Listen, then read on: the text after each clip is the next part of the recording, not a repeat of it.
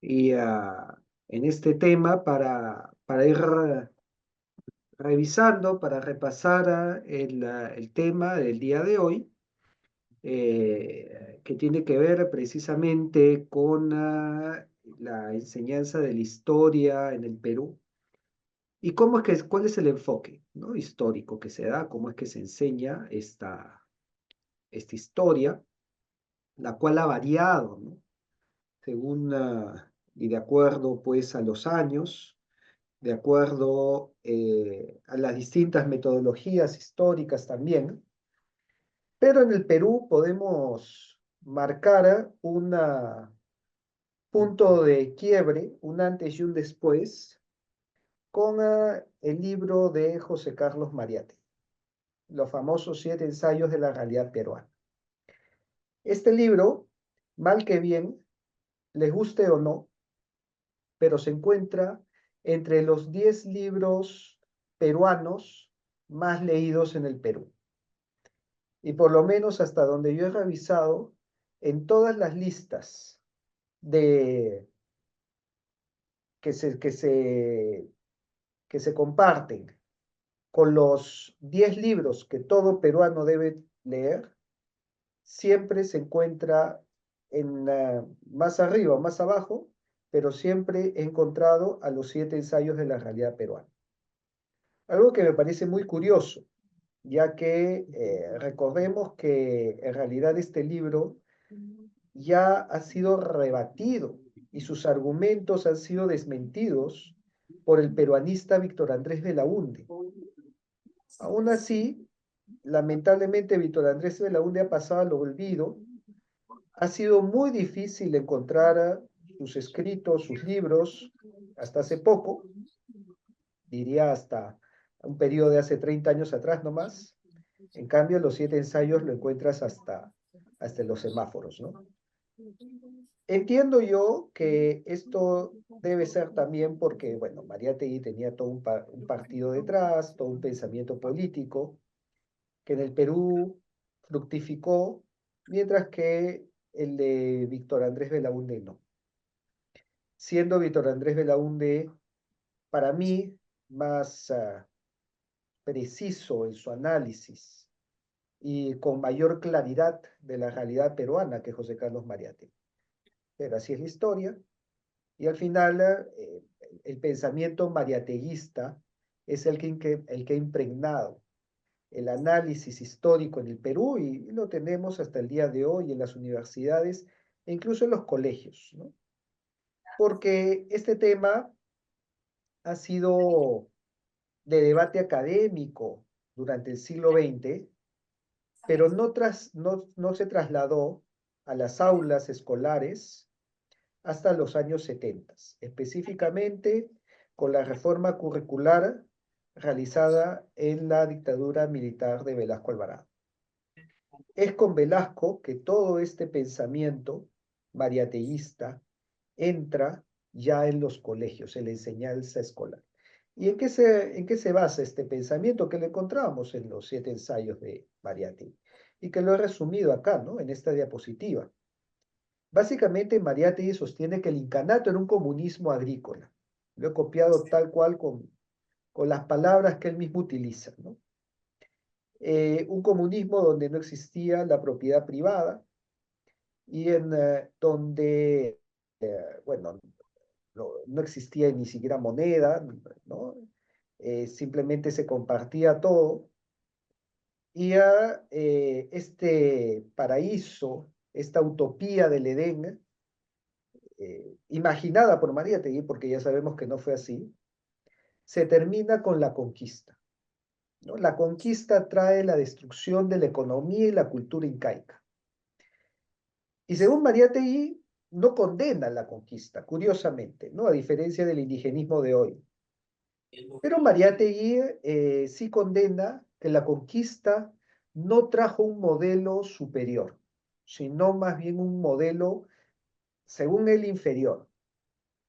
En sus propias palabras, se impuso una estructura extractivista y colonialista que nos mantuvo en el atraso y en la sujeción de la mayoría de los peruanos a una élite opresora, ¿no? Entonces, por eso es que surge esta élite opresora en una dicotomía contra los indígenas oprimidos. Y claro, una conquista hecha por España, pero de la mano de la Iglesia, y siempre menciona a la Iglesia como copartícipe de este proceso. Bueno, esta visión de Mariátegui ha trascendido ya al análisis histórico en base a muchos otros filósofos, ¿no? Y escritores. Aquí he colocado a Eduardo Galeano, por ejemplo. Eduardo Galeano, siendo uruguayo, ha sido uno de los grandes referentes en esta visión dicotómica, ¿no? Porque acá lo que vemos es, primero, un fuerte materialismo histórico y segundo, una dialéctica hegeliana, ¿no? De tesis y antítesis, de un enfrentamiento, una lucha entre opresor y oprimido. También muy utilizada por Enrique Dussel, ¿no? Recordarán este filósofo mexicano, padre, autor de la filosofía de la liberación, basada, ¿no? Perdón, Rafael, por favor, Adrián, cierra tu micrófono. Acá Continúa, por favor. yo estoy cerrando micrófonos, gracias. No, Enrique Dussel, autor de la filosofía de la liberación, toma este concepto, ¿no? De conquistadores opresores versus conquistados oprimidos. Y claro, esta estructura de opresión tiene una liberación, de ahí su nombre, la filosofía de la liberación, a través de la lucha de clases, ¿no? Entonces se toma esta idea marxista de la lucha de clases como el motor del pueblo. Y bueno, todo esto impregna pues el movimiento indigenista del siglo XX que ha llegado hasta el siglo XXI y que vemos pues entre sus principales exponentes a Evo Morales, ¿no? Con la Huipala y con el Estado plurinacional de Bolivia y su propuesta de UNASUR y los movimientos que también han impregnado, ¿no? En Chile, con los mapuches, y en Ecuador también han tenido una fuerte posición, y así, ¿no? Y bueno, ya hemos visto que en el Perú entra gracias a esta reforma educativa de Velasco, y que ha traído un indigenismo muy iconoclasta. En México ha sido fuertísimo con AMLO, continúa con Sheinbaum, López Obrador pidiendo que España les pida disculpas, y bueno, sacando la estatua de Cristóbal Colón, y, y también, ¿no? Hemos visto esto en Colombia, en el mismo Estados Unidos, se tumbaron estatuas de Colón, de Fray Junípero de Serra, que no sé qué tiene que ver Fray Junípero de Serra, pues que evangeliza más bien, nunca llevó un arma en la mano, pero bueno, lo toma como parte de este matrimonio entre la iglesia y el español, con la espada y con la cruz en la mano para imponer una estructura de subyugación a los pueblos originarios. Ese es más o menos el resumen, ¿no? De esta visión muy dicotómica, muy de oposición, muy de enfrentamiento, y que de repente incluso muchos tenemos hasta el día de hoy. Eso ya ni siquiera es propio de la izquierda, ¿no? Yo he tenido la oportunidad de hablar con muchos peruanos que sin ser de izquierda te hablan pues que sí, que la culpa de todos nuestros males el día de hoy es del colonialismo, o que los españoles se llevaron el oro, o que la religión se impuso a sangre y fuego, ¿no? Son palabras que suelo escuchar pues incluso entre personas de la misma derecha, ¿no? Sin embargo, el día de hoy pues encontramos una evidencia histórica que contradice todo esto, ¿no? Y quiero empezar marcando una diferencia entre el proceso histórico que tuvo el Perú con el proceso histórico que han tenido bueno, otros países, ¿no? Como Chile, Argentina, el mismo México, que México tenía más bien unas confederaciones, conjuntos, ¿no? De etnias, que incluso algunas eran más poderosas que los aztecas ni siquiera eran los más fuertes. En el Perú no fue así. El Perú nace, según José Antonio del Busto, tiene sus orígenes en las conquistas de Tupac Yupanqui. José Antonio del Busto dice, ¿no? Las fronteras del Perú coinciden con las conquistas de Tupac Yupanqui. Si no hubiera sido por Tupac Yupanqui, por Pachacútec, Inca Yupanqui, seguramente el Perú sería como Centroamérica, ¿no? Una balcanización de unas 10 repúblicas, entre las que se encuentran la República Quechua, la República Aymara, la República Ishma, la República Chimú, la República Chachapoyas, entre otras, la República Huanca. Seguramente no tendríamos los problemas que tenemos hoy porque todas ellas serían más homogéneas, tenían su propia lengua, su propia historia, su propia idiosincrasia, y no estaríamos haciendo esta pregunta de qué es lo que nos identifica a todos los peruanos. Pero no ha sido así gracias a las conquistas de Tupac Yupanqui. Pero Tupac Yupanqui no emprende el proyecto. Tupac Yupanqui continúa el proyecto que es iniciado por Pachacútec Inca Yupanqui, su padre, ¿no? Pachacútec tiene una visión imperial, a diferencia de los 8 incas anteriores, que todos los incas anteriores, sus conquistas eran más bien o defensivas o de saqueo, ¿no? Iban a un lugar, conquistaban, se retiraban, ¿no? O de simplemente para amedrentar a un enemigo porque estaban rodeados de enemigos, pero no anexaban, a diferencia de Pachacútec. Pachacútec tiene esta visión imperial de conquistar, anexar, crecer, llevar civilización, llevar los caminos, llevar la cultura inca, llevar la tecnología agrícola, los canales de cultivo, de irrigación, los andenes, los tambos, el sistema de organización y político, y por lo tanto, Pachacútec es quien sienta las bases, porque el virreinato del Perú se construye sobre los cimientos del Tahuantinsuyo. Eso es algo que no nos dicen los profesores de historia el día de hoy. Y nos ponen como si hubiera existido un quiebre, como si los españoles hubieran venido a destruir y a borrar todo lo anterior. Ya vamos a ver que eso es también una mentira monumental, ¿no? Pero vamos cronológicamente. Y es que cuando Pizarro pisa territorio peruano, lo que encuentra es una guerra fratricida, una guerra entre hermanos, en donde Huáscar y Atahualpa estaban tan encarnizadamente enfrentados que tenían más preocupación el uno del otro que por los españoles. Y es por eso que ambos buscan aliarse con los españoles. Primero Atahualpa, que le entrega a su hermana en matrimonio, esto para los incas era una alianza, y segundo, los huascaristas, porque Huáscar ya había sido ejecutado por Atahualpa para ese entonces, buscan aliarse a Pizarro para derrotar a los generales de Atahualpa, a Quisquis, a Chalcuchima y a Rumiñahui. Y ahí es donde viene la alianza hispano-inca. Una alianza que además, bueno, consigue el apoyo de otras etnias, ¿no? Que apoyan a los españoles, como los que ven ahí, ¿no? Huancas, Huaylas, Tarmas, Chancas, Tayanes y muchas más.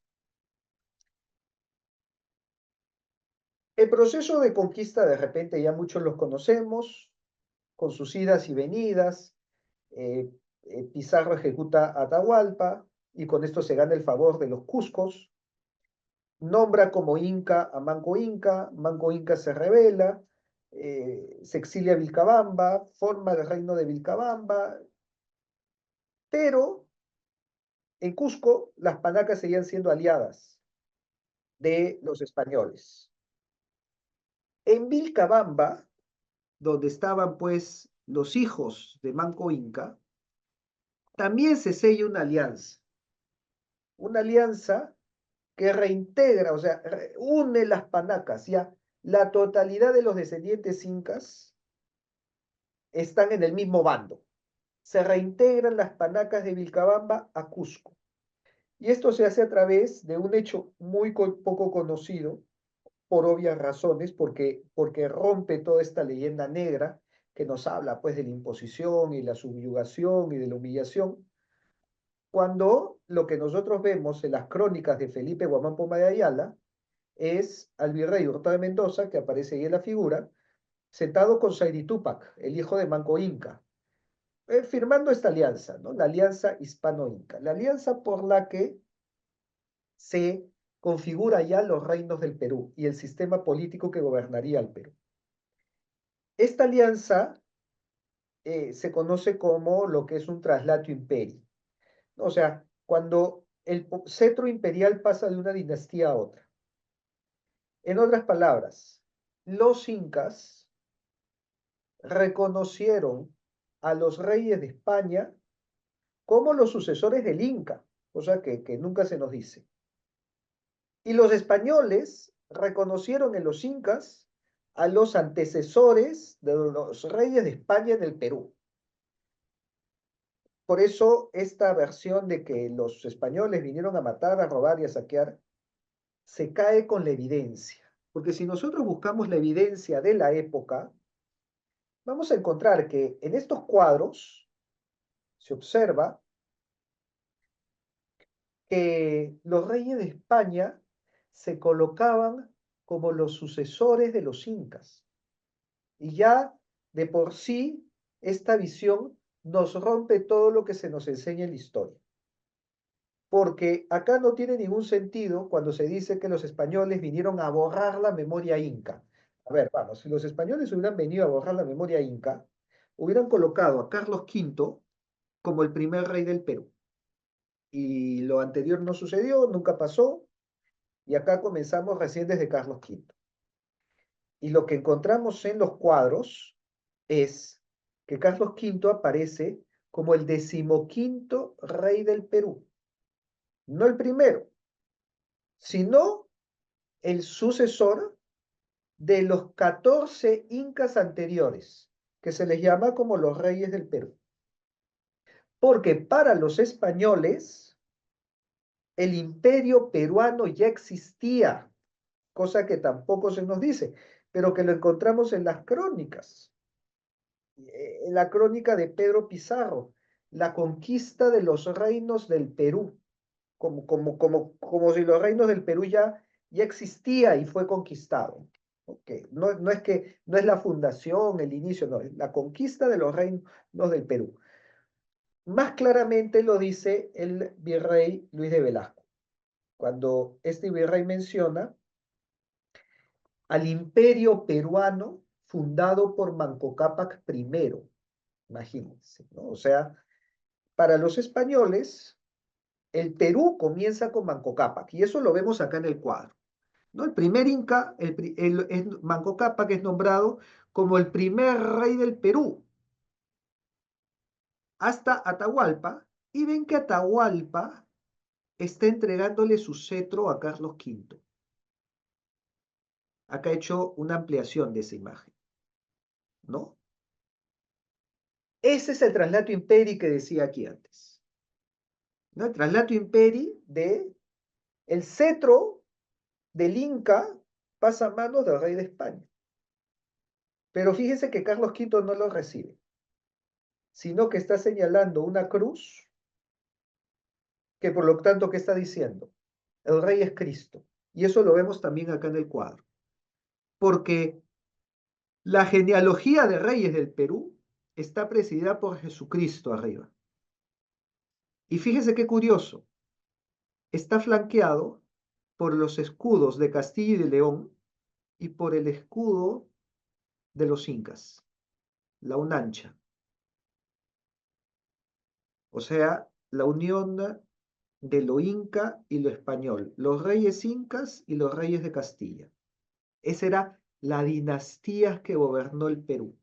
Bueno, lo vemos en otros cuadros también. Acá hay otro que se encuentra en Cusco, ¿no? Genealogía de los incas como, con los monarcas hispanos como sus legítimos sucesores.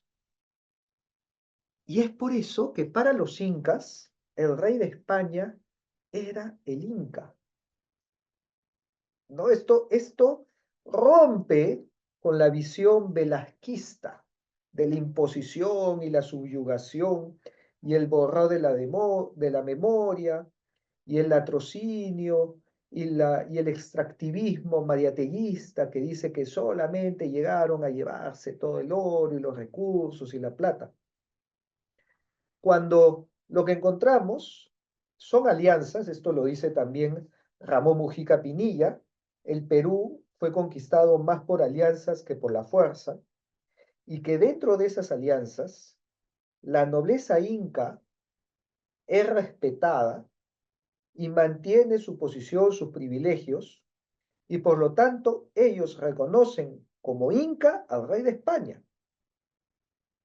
Y eso nos lo escribe Pedro de Peralta en Júbelos de Lima, donde menciona que para 1723, que asume el trono Luis I de España, los incas que desfilaron le dedicaron al heredero del grande inca español y al hijo del más augusto sol el mayor homenaje de su júbilo. Y en 1725 proclaman un breve poema que termina con la exclamación «Viva el gran inca don Luis I», porque para las panacas, para los incas, el rey de España era el inca, era el sucesor del inca. O sea, había una continuidad muy parecida a la que sucedió en Egipto, cuando Egipto es conquistado por Alejandro Magno y los faraones pasan a ser la dinastía de los Ptolomeos, que eran griegos, no eran africanos. Por ejemplo, Cleopatra era de la dinastía de los Ptolomeos, por eso cuando Netflix la pone con piel oscura, es una aberración histórica, porque ella era griega, pero se reconoce un cambio de dinastía. El faraón seguía siendo el mismo, en este caso la faraona. Igual sucedía del Inca al rey de España, pero era la continuidad del imperio peruano. No había esta oposición, esta subyugación, este colonialismo extractivista que se nos menciona el día de hoy, ¿no? Era la incorporación de los reinos del Perú a una estructura más grande que era el imperio hispano, en igualdad de condiciones como se habían incorporado otros reinos. Ejemplo, Nápoles. Nápoles también era un virreinato con un virrey. No sé si alguien me dice pues que en Nápoles existió colonialismo, pero era el reino de Nápoles, posteriormente el reino de las dos Sicilias y o los reinos del Perú. Eran reinos dentro del imperio, porque ese era el sistema político de España. España ya era un conglomerado de reinos que se unieron con el matrimonio de Isabel de Castilla y Fernando de Aragón, que unen los reinos de Castilla y Aragón y posteriormente se unen los reinos de Granada, el reino de Navarra, y por lo tanto España se forma con esta aglomeración de reinos. Y por lo tanto, cuando va creciendo, lo que se va incorporando eran también reinos. Más que todo en el Perú, donde ya encontraron una estructura imperial. Esto es lo que decía de Ramón Mujica Pinilla, ¿no? La conquista española representó para el Inca virreinal, no representó para el Inca virreinal un quiebre con su pasado histórico. No fue esto que nos venden el día de hoy, pues como que vinieron a destruir y a arrasar. Al contrario, las cédulas de reales de Carlos V permitieron el auge de la genealogía inca, que empleó el sistema jurídico hispano para reconstruir los linajes prehispánicos. O sea, los incas utilizaron el sistema jurídico, se acoplaron al sistema jurídico hispano para reconstruir sus linajes, para rearmar las panacas, para reclamar títulos, escudos, privilegios de nobleza, y es por eso que fueron nobles durante los 300 años de virreinato, ¿no? Y como lo vemos acá en los cuadros que nos han dejado, la evidencia es clarísima. Vamos, aquí están los escudos de armas de las panacas incaicas.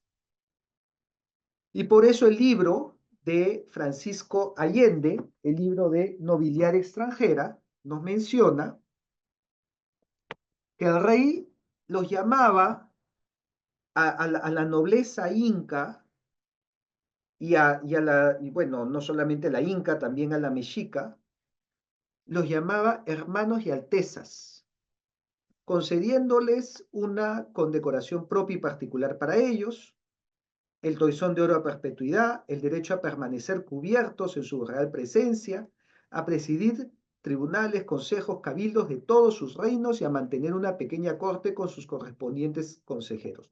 Porque estos nobles incas no es como muchos dicen, no, no, pero eso era algo nominal, algo simbólico, no tenían poder real, ellos eran el poder en los Andes. Ellos eran los que tenían el cargo de alférez real, alguacil mayor, alcalde de Cusco, los que presidían los cabildos, los que presidían tribunales, impartían justicia, ¿no? Y es por eso que ellos eran el poder en los Andes, ¿no? Si ponemos algún ejemplo, pues acá tenemos dos ejemplos de los dos cuadros que están a la izquierda, ¿no? Cuando estos dos cuadros, por si acaso, bueno, todos estos cuadros están en Cusco, los dos primeros están en el Museo Inca, y el de la izquierda representan a la familia Chihuantopa Inca, el tercero es el alférez real de Cusco. En el primero, cada vez que yo muestro el primer cuadro, piensan que es un anacronismo, ¿no? Me dicen, ¿cómo puede? Ahí vemos claramente un inca, está vestido como inca, tiene la mascapaicha sobre la sien, pero sostiene una cruz en su mano derecha y un escudo de armas en su mano izquierda. ¿No? Y claro, muchos dicen, oye, pero ¿quién es este? Este es Atahualpa. Atahualpa no alcanzó a retratarse. No es Atahualpa, es Alonso Chihuantopa Inca, descendiente del tercer Inca del Perú, Yoque Yupanqui. Inca de Cusco, bautizado como católico, por eso se mandó a retratar con la cruz en su mano. Vivió como noble durante el virreinato del Perú. Su descendiente es el que aparece a la derecha. Marcos Chihuantopa Inca. Eh, eh, a diferencia del cuadro anterior donde se han borrado las letras, de él sí sobrevive el texto. Y dice el texto, ¿no? Inca caballero católico por la gracia de Dios y alférez real de su majestad y de estos reinos. Cada vez que digo esa frase, un sociólogo se desmaya. ¿Cómo va a existir, pues, un Inca católico por la gracia de Dios? ¿Eso en qué momento? ¿Qué pasó? Pero si los incas los mataron. Bueno, ahí vemos cómo nos han enseñado mal historia. Y alférez real de su majestad y de estos reinos. O sea, se refiere al alférez del rey, y es por eso que tiene en la mano derecha, tiene el estandarte del rey, ¿no? Esto que vemos acá a la derecha, es el estandarte del rey. Significa que él hablaba a nombre del rey de España. O sea, cuando él hablaba es como si hablara el rey. Por eso es alférez real de su majestad y de estos reinos, no dice de esta colonia, eran los reinos del Perú. Y los incas eran la nobleza, era la corte de Cusco, la corte de nobles cusqueños, agrupados en el alferazgo real del Inca, que estaba conformado por los 24 electores que representaban a las 12 panacas incaicas. Así es como se estructuró el virreinato del Perú. Y que era muy autónomo con respecto a lo que se llama, pues, a Lima. O sea, aquí Ellos eran el nexo entre el virrey y el pueblo andino. Y ellos eran los que mandaban. Ellos eran los que impartían justicia. Tenían su propio ejército. Así que no me digan que no tenían poder. Porque, ojo, en esa época no existía ejército del Perú, no existía ejército español en el Perú. ¿No? O sea, a ver, si eran tan opresores, ¿con qué fuerzas oprimían? Si no existía un ejército español en el Perú. Los que tenían las armas eran ellos, ¿no? Felipe V le concede a este señor lo que se llama lanzas para su uso personal.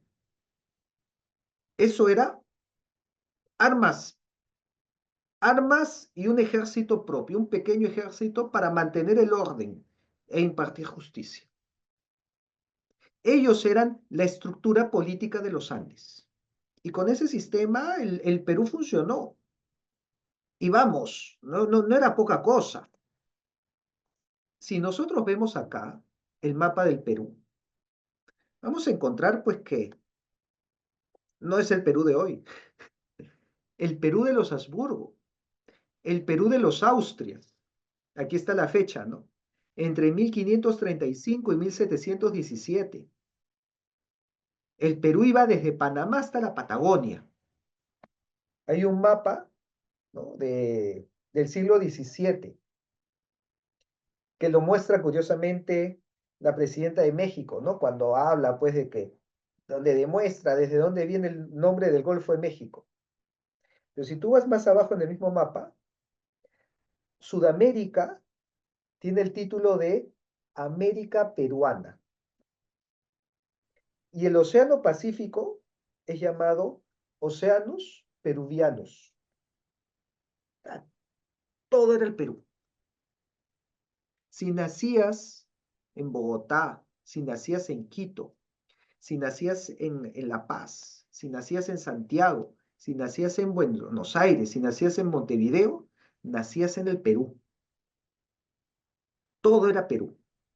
Por eso el Perú era el centro político, económico, social, cultural, la primera universidad de América, el primer hospital de Sudamérica, la primera imprenta de Sudamérica, la primera casa de moneda, el primer teatro, o sea, era la Roma de Sudamérica. Era pues un centro intelectual, cultural, la escuela cusqueña, los plateros de Cusco. Una cuestión formidable, que incluso en Argentina, ¿no? El Río de la Plata, llamaban a los cusqueños para que repliquen la platería ahí. De hecho, fue un cusqueño quien llega a Buenos Aires y es el que elabora el diseño del famoso Sol de Mayo, que está en la bandera argentina, y esa es otra historia, ¿no? En Lima en 1557 se acuña la primera moneda, ¿no? Con los rostros de Felipe II, María Tudor. En 1565 ya tenemos la acuñación del peso peruano o real de A8. Para 1698 tenemos la casa de moneda no solamente en Lima, sino en Cusco. Y esto no es poca cosa, no es poca cosa. ¿Por qué? Porque este real de A8 era la moneda global. Era la primera moneda global antes que el dólar. Si tú hablabas español y tenías reales de 8, tú podías comerciar desde Alaska hasta la Patagonia y desde Manila hasta Madrid. Una moneda mundial. Es más, incluso se ha encontrado el real de A8 en la China continental, porque los chinos no eran tontos. Ellos vendían la seda y no quería que se les pague con cualquier moneda, ni siquiera con la inglesa. Ellos querían que se les pague con la moneda internacional, y ese era el real de 8. Algunos de ellos, incluso acuñados en el Perú. Y sale las monedas. Hay alguna por ahí, me mostró en una ocasión una moneda que habían encontrado en China que había sido acuñada en el Perú. Esto no es poca cosa. para que nos hagamos una idea de la importancia de esto. ¿Ustedes se imaginan cómo sería la economía peruana si tuviéramos la potestad de imprimir Inspira en el Real de 8? Estados Unidos utiliza el Real de 8 como su primera moneda. Estoy hablando ya del siglo XVIII, cuando se independiza. Hay una famosa conferencia de Carlos Fernández, donde él cuenta que él estaba en Nueva York y vio un cartel, ¿no?, con una exposición y decía, The First American Dollar. Y ve una moneda con la cara de Carlos IV. Él lo reconoce como español. Dice, oye, pero este es Carlos IV. ¿Cómo es el primer dólar de América? Y entra a ver la exposición y como el primer dólar de América aparecía el Real de 8. Porque era el dólar de la época. Incluso se dice que el signo de dólares que vemos acá arriba, que es la famosa S con los dos palitos, en realidad es una simplificación del símbolo que se encontraba en el Real de 8, que eran las columnas de Hércules que vemos en el escudo de España, con el listón que dice plus ultra. Entonces, claro, le quitas el escudo de España, te quedas pues con las dos columnas y la S, que es el símbolo del dólar. Porque ellos buscaban que su dólar sea como la gran moneda internacional que dominaba el mundo y que se acuñaba en el Perú. Bueno, eso era el Perú, ¿no? Entonces no me vengan pues ay, pobrecitos, éramos los peruanos oprimidos, ¿no? Largo tiempo el peruano oprimido, subyugado, ¿no? Que cargaba las cadenas. Por favor, el Perú era el, el, el, el que gobernaba, era la cabeza del continente. Y en el Perú, Lima y Cusco. Lima y Cusco tenían el título de cabeza de estos reinos.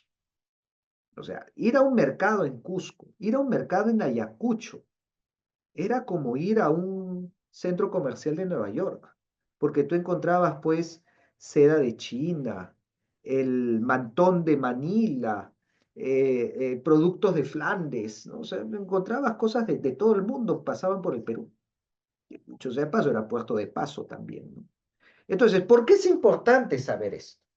¿Por qué tenemos que conocer la historia de esta manera?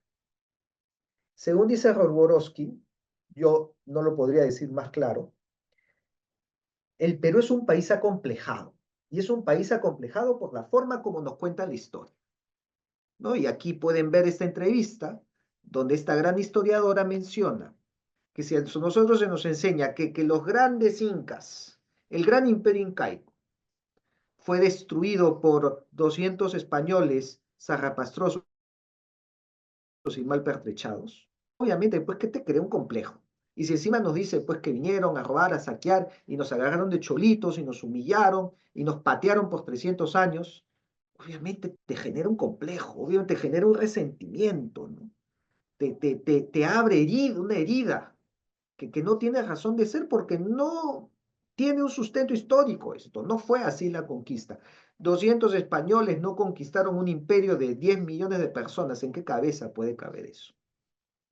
Y el Perú no fue pues los 300 años de oscuridad y de oscurantismo y de represión y de humillación.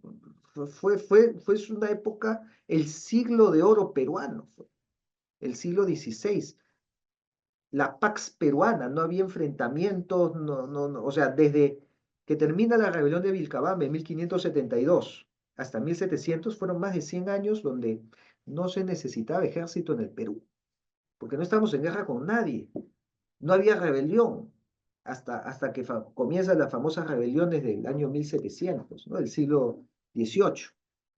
Entonces, se resume, el Perú no fue una colonia.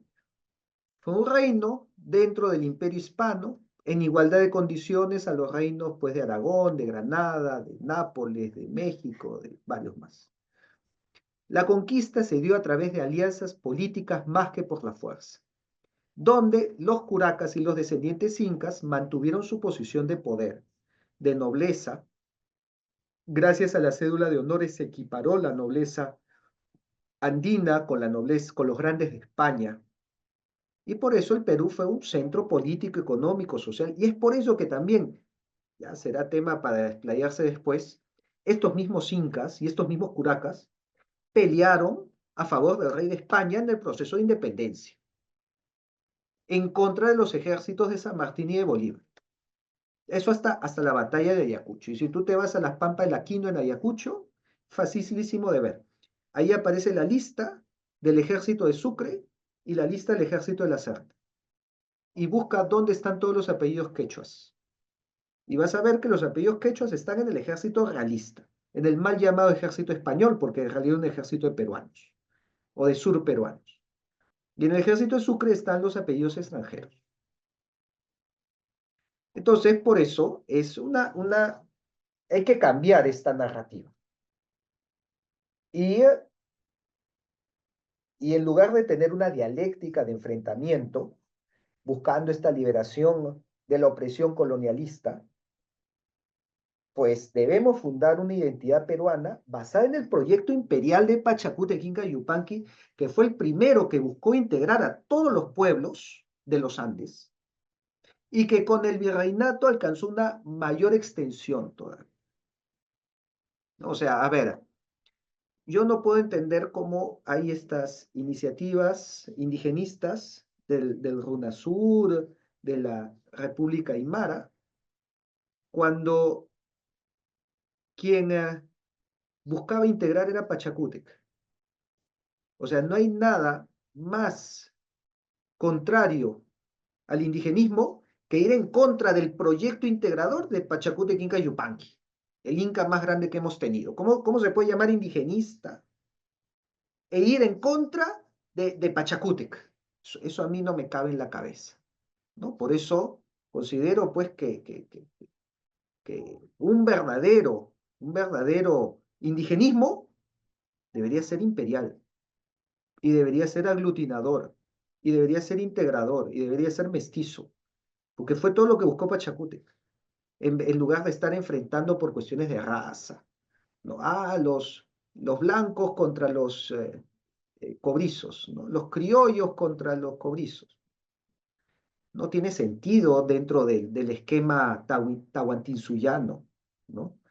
O un proyecto indigenista que busque más bien balcanizar, que busque pues resquebrajar en distintas naciones, cuando Pachacútec buscaba integrar, ¿no? O sea, vamos, tenemos a la evidencia histórica, a la verdad histórica de nuestro lado.